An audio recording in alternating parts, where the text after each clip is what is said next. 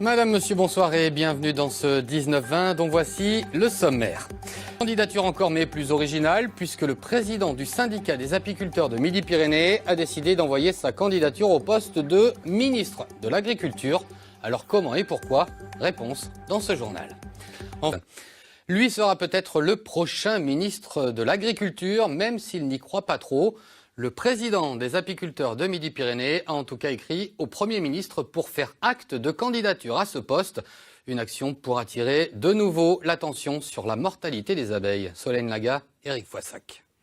Monsieur le Premier ministre Édouard Philippe, pour cette première édition de la Journée mondiale de l'abeille, un remaniement ministériel à minima de l'agriculture semble inévitable. La candidature est lancée.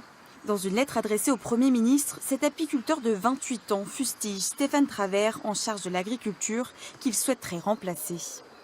Le ministre actuel de l'Agriculture pratique la langue de bois. D'autre part, il ne connaît strictement quasiment rien à l'agriculture. Et troisièmement, il nous fait des propositions qui sont à minima des propositions faites par l'agrochimie.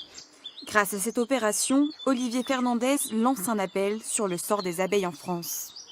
Le président de la République, Emmanuel Macron, s'est engagé à interdire le Roundup, le glyphosate, d'ici 3 ans.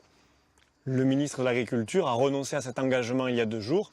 Et bien voilà un engagement que je ferai respecter, l'interdiction du glyphosate d'ici 3 ans. Propriétaire de plusieurs ruchers dans la région, le miel lui coule dans les veines depuis 3 générations. Mais cette année, sa production est faible, 80% de ses abeilles sont mortes. Les cadres ici devraient être pleins de miel et d'abeilles. Bon, malheureusement, ils sont vides. 80% de mortalité, c'est considérable, c'est très difficile à remonter. On est la seule production agricole à perdre autant d'animaux de notre élevage et à ne pas avoir d'indemnisation de la part du gouvernement, ne pas avoir de prise de conscience du gouvernement et aucune mesure n'est mise en place pour enrayer ce taux de mortalité.